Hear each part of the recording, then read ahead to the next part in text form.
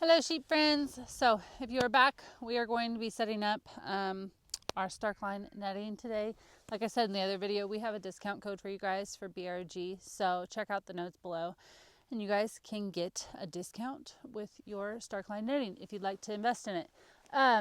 So if you already watched the previous video, it was me breaking down our netting. That way I could bring it over here to set it up. If you already watched that video, thank you for listening to me huff and puff. This video hopefully will not be as much huffing and puffing, but we'll get this done. So for video's sake, I parked here, but I wanted to show you guys how it isn't how it was in my netting when I left you in the last video. And that is because I did not listen to the netting rules like I told you guys about. And I should have put the orange things around them. Like I even had them on the trailer. And I didn't put them on because I was telling you guys, oh yeah, not a big deal. I am just going to set it up here in a second.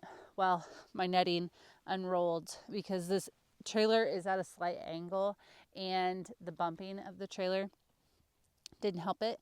And so me being a great professional, my netting unrolled and tried to go underneath the trailer. It was great. The way that I should have thought through and solved that, I haven't used our netting for a little bit. Obviously put the things around them, even if you're going a small distance. But if I stack them accordingly to where they don't unroll, like this netting, when I put it on there earlier, it did that same thing because I had rolled it up this way and it's at a downward slope. It unrolled. This netting, so if I like put it to where it is against the roll, if that makes sense, it won't unroll at the downward slide. I would just have to show you guys on the trailer, but you guys get the idea of it. What I'm trying to say is that they unroll, and the best solution is to put those things around it. And if you're like me and you want to be stubborn and say, oh, it's not a big deal, well, that's fine. It'll just unroll. And then you'll have to do it again, or you'll have to do it do it twice. So cry once is what my dad always says. Okay, so we're going to get it like this. I have a mess, as you can see. It's not terrible. We're going to salvage this, but I'm going to kind of fling it this way and kind of make sure that everything's on top of each other. It would be an even bigger disaster if I would have let it like intertwine. I think it's still good. So I'm going to drag it down there since I could roll it back up. We're just going to drag it like this. That way you guys get to see all the stuff. And I actually have it upside down. I'm going to flip it around. It'll be fine. But now you know why I use those orange things. It's a lot easier that way. Microphones work for you guys. Now my gimbal hooked to my... That's the next step. Okay, so because this is my top one, I'm going to flip this around this way. Again, fling it out that way. Kind of like a nice skirt. I'm going to take my top one and go put it next to the post. I will actually be picking this up though, this one, because we drive through here on the four-wheeler, and so I'm going to need it broken down, or at least a gap for me to go in.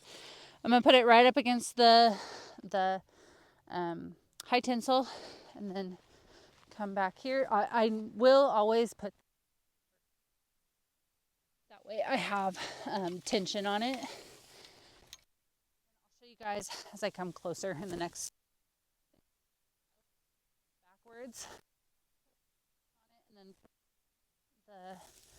the next post backwards. And that way it's not tangled up on each other. I wish I could like have a video, I don't think I have one, of me doing this with that chicken netting that I told you guys about. My first netting experience. I talked about it in the last video, but we had bought chicken netting from not Starkline, because I don't think Starkline was a thing 10, 12 years ago, but bought chicken netting, used it for pigs, but never took care of it. And if you know netting, you have to take care of it. That's the best way to put it. Okay, so throwing this out, I have my livestock guardian dog puppy who is not being a good girl right now. But yeah. Okay, and then I'm going to pull some tension on this. Let me make sure you guys can see. Oh yeah, you guys can see. Good deal. I'm going to pull tension on it as much as I can, not trying to break anything. And then I'm going to stake this one into the ground. Oh, and then actually I was going to be on this side, but if you guys can see the feet, I actually need to be on that side. That way I can step them in. You could do it this way and like put your foot through. I do not recommend it. It's just easier to go this way. So I have the farthest one staked in. I have this one staked in. And now I'm going to walk down and step each one in. I have done it multiple ways of like, if Ryan was here with me, he'd be down there and he would just walk behind me as I get them stepped out. As I get them thrown out, he would step them in. That way, when we get done with this one, it's full tension, like it's fully up, and then we'd go on to the next one. That way, it's the tension's right on it. That way you don't have like leaning post. To fix that, you could always move posts in or out to get the tension better, or you could loop these. I'll have to show you guys in the next one. But what we'll do is we will walk down. So this makes it a lot more like walking.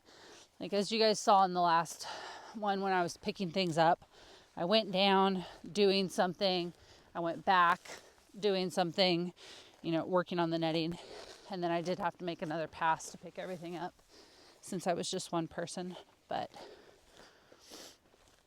I feel like it works really well. It's nice to have it out on pasture. I do not know what we would do if this was going through like trees. I don't think that we would use it. I think we'd try to find another solution or for the sheep for times of the year, just because I wouldn't leave this stuff around.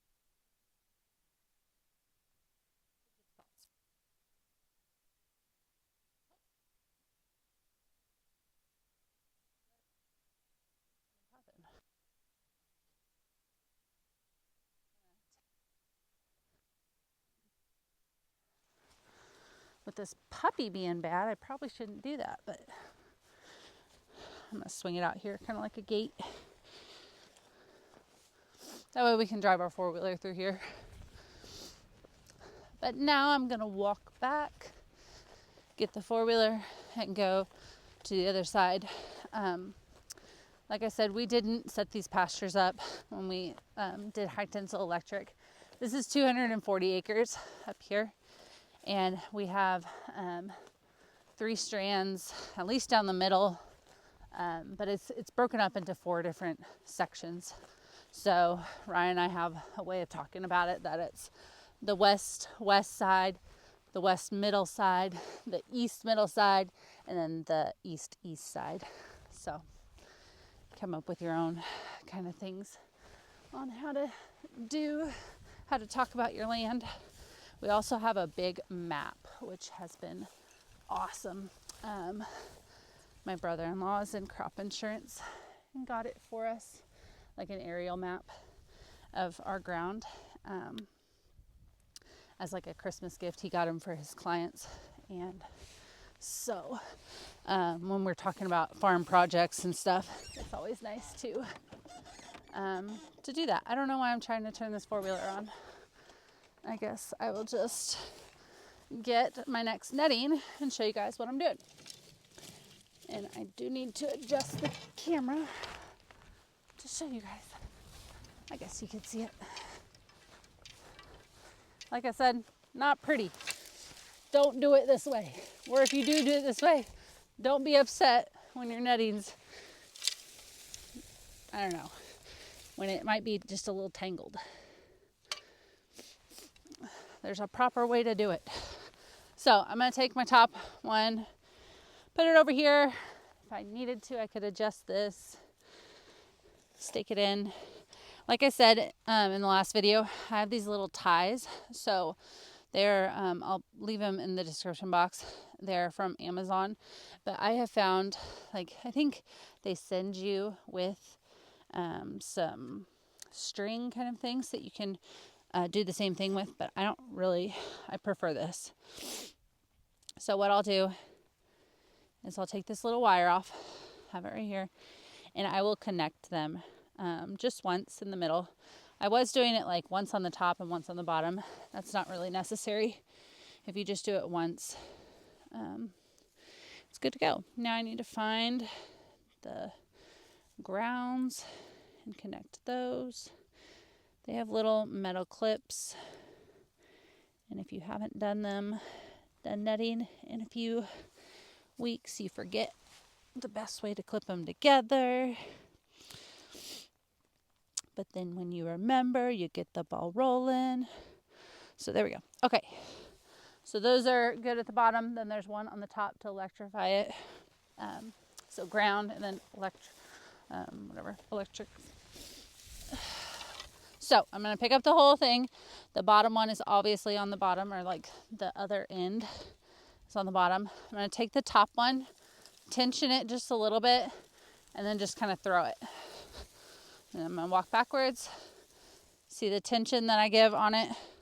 Pick up the top one, give it a little tension, and then throw it. Walk backwards at the same time. Tension, throw it. And then I'll just line it up with the path that I've already mowed with our mower. I actually did this like over a month ago. It was probably, I don't know. It was still in summer. It was hot and windy. And I said, I don't want to do this when it's cold out, so I'm going to do it right now. Plus, I have the mower out here. In that other video, I talked about us trying to do different solutions for mowing. These are positive and negative.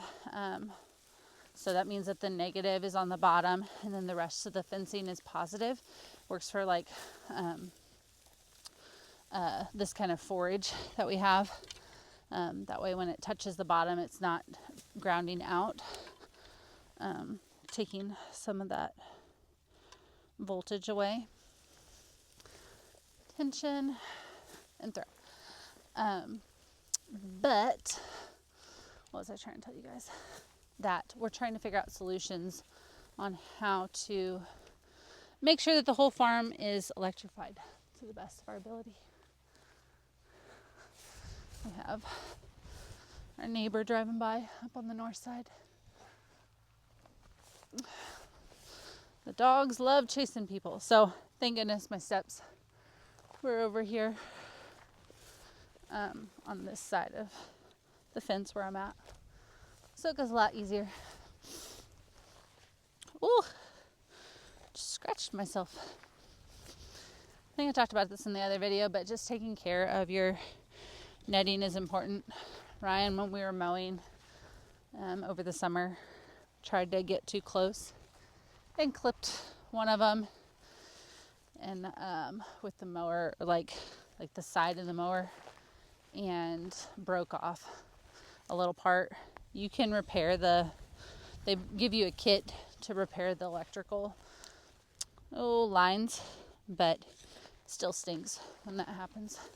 The other thing to know is that the first time that you put it up, it's gonna look pretty. Oh my goodness. It'll look pretty. And then as you use them, yes, they will start sagging. Not terrible. I guess this is still our first season of using it, and we don't use them a ton, but I'm just trying to keep in mind that I need to take care of them every time, put them away, and just do my best to take care of it and let it last as long as I can. If this was, so you can see this is a little bit saggy here.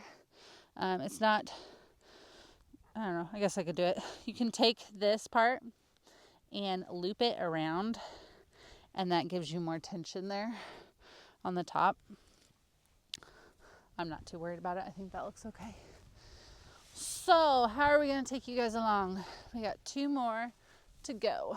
Let's get you tripod over here. So yeah, what we would do is just work our way down with the 4-wheeler. Ouch. As always, it works a lot better with 2 people, but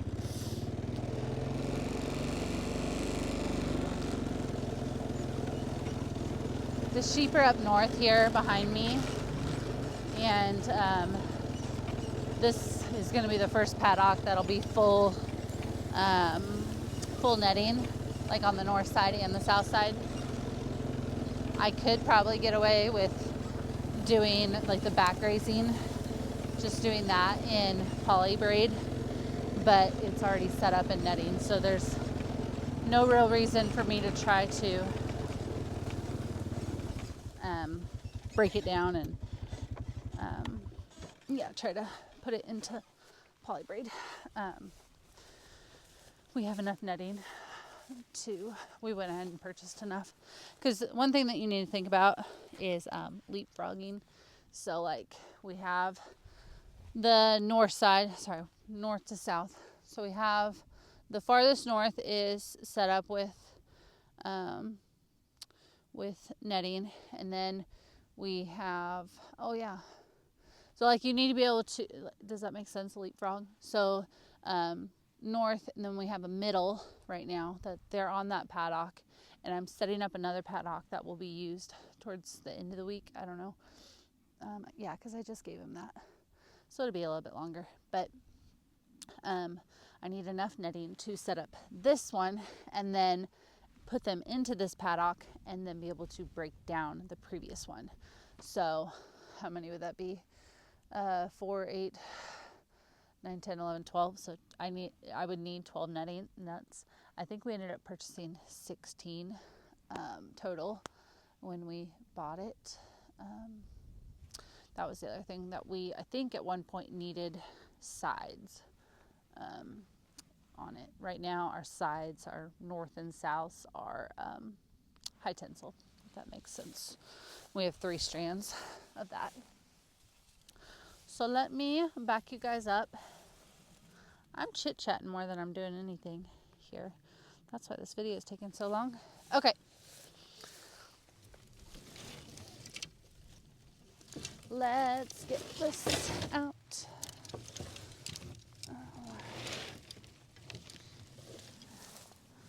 Thanks for hanging out with me if you guys have made it this far. I thought it would just be interesting to see, a full video of how long it takes, but I will do another video sometime of an abbreviated version of this on just how to set it up, the quick version. Okay, so in piece, this is what these look like. So they're little clips. Double spiked. This is a fiberglass post, which is awesome. And then it has another little clip which connects it to this. You do need a ground rod, which Starkline sells, but then I think there's some other places. You can buy them off Amazon, I think, too. But that will hook onto your grounder, and then alligator clips. You'll need those for the ground rod, and then also to clip onto these. I can leave some in the description box. That kind of what we use. It won't be the exact same, but you guys will get the idea of it. And that's what you hook to your high tensile and electrifies it, or grounds it out, depending on which one you're hooking it to. Which way does this go? Like I said, if it's been a little bit, you like overlap them is what I'm doing. And they're raised in a certain spot. So it always just trips me up just a little bit. Okay, my next one is already right there. So what I'm going to do is just pull it back and make sure that it doesn't get like tripped up in there. Or like the foot, I guess is what I'm saying, caught in the wire. Oh, I think that one's caught on the top. Nope, it's good. So if it was caught, you would probably want to untangle it at this point instead of walking it all the way out. It would probably mess up your tension a little bit. Oh, there we go. Oh, what are we doing? There we go. I mentioned this in the last video, but if you have brush while you're picking these up, you should take out the brush, like if you have like a long twig or something, because it will make this process of stepping things out so much easier. If you had something intertwined in there, it would not be fun. And I think I mentioned this in the last video too, but on this side we have, last time we did 4 nets. This time it is 4 nets as well, but one netting will be too long. It'll hit this north and south fence, and so I'll just wind it south that way. I am utilizing the netting. It's staying off the ground. You can't just keep it laid on the ground. That won't work. And I've tried doing it in bunches. That doesn't really work either. You want it to spread it out. And it running right alongside the north and south fence is not going to kill anything. I'm ready for a nap. No, this is our one nice day. I think tomorrow's supposed to be semi-nice too. Actually, now that I think about it, I don't think it is. I think this is our one nice day. But got this set up. We are bringing sheep down to the corral this Sunday, so I have more chores to do tomorrow. But this is kind of would be one of my chores that I would do during the week. We've been moving them weekly, the sheep. So I would just come out at nap time when my kids are napping and set up this fence for the following week. And I lied to you guys. We have been moving them weekly, but it's also been opening up the next paddock and waiting on moving all the mineral and the bunks and stuff. So we'll leave the bunks and the water and the mineral in the same spot for 2 weeks. And then we'll move them to a new paddock every week and move the stuff the following week, but all the way down into a totally new area. It does have quite a bit of manure where those bunks and stuff are, but it's not going to kill anything. It's winter, so.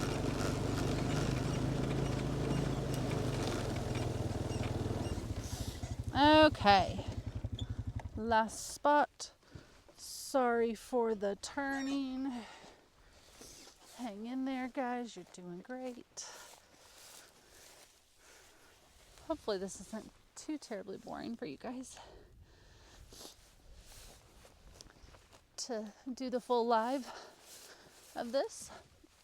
If you have questions about netting, or if you want to see specific things, so this is how it's supposed to be with these. Leave them in the comments below and I can try to make a video over it. So look how seamless this is. And then normally if I was really on top of it, I have a little plastic tub that I put all these in. Am I on top of it today? No, but that's okay.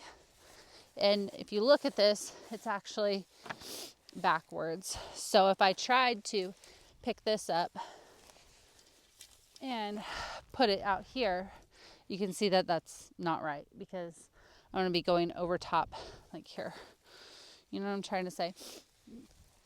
Then I'd be going upside down. It would be underneath, on the underneath side. So what I'm going to do, put it back down and then flip it like that. Now I can do my backwards walk. So find this one, take it over here, and like I said, I've really enjoyed these. I lost them.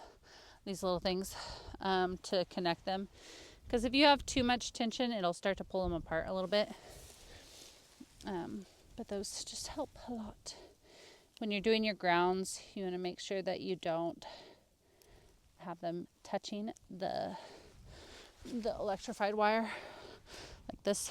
The green does not want to touch the blue and white. Otherwise, you'll be grounding out your fence. Okay, there we go. We'll finish this out. So, pick up the whole pile. Do the same thing as before. There we go. Oh, that wasn't a good throw.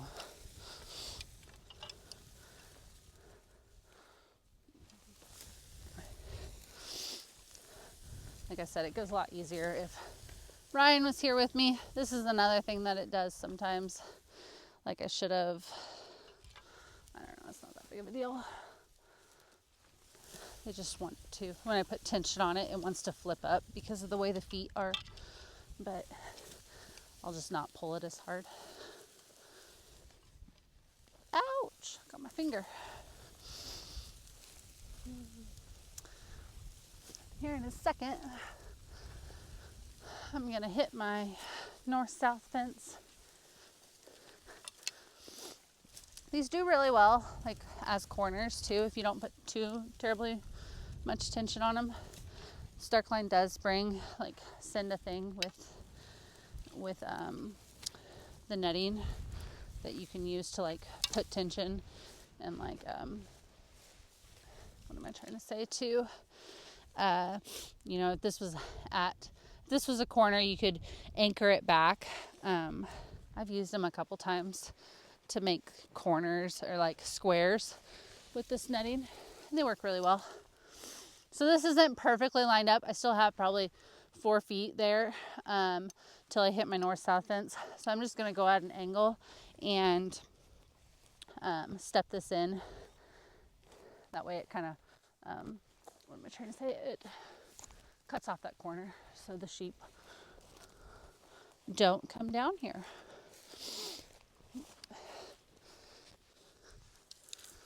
You could, if we wanted to, north-south fences with netting. We have done that when it was like full spring and the ewes were just trying to test things to get to the green grass. We made everything netting, and I think what we did, the amount of netting that we bought, I'm pretty sure we did, no, I can't remember exactly, but it would be along the lines of 4 nets on the south side, 4 nets on the north side, and then there was either 3 or 2. Probably with the amount of ewes we had, it would probably be closer to 3. You know what? Maybe now we even bought 4. Doesn't matter. We did like 3 nets north and south on each side. That's a little bit tricky to try to figure out setting up when you're setting up 4 nets connected to each other and you're trying to mow paths, but we made it work. That might not make sense to you if you don't fully understand what I'm talking about, but it is doable. Okay, so with a little extra chatting, that's what it looks like to set up poly netting. Oh, poly netting. That's not right. Electric netting. Like I said, there's a discount code in the notes below if you guys want to check it out, get some netting yourself. We've found that it's just really helpful to have around, even if you don't use it all year round. Just having it to make sure that your sheep go in or will stay behind A++. So we've been really happy with Starkline. Their customer service was like really good. Like if you have a question, their office was super helpful. So thank you guys for watching though. We will see you in the next video. Like I said, leave any questions that you have below. And this coming summer, I can make more videos on them and spring, we'll probably be using the netting more. So I'll get those videos made. But thank you guys, and we'll see you in the next video.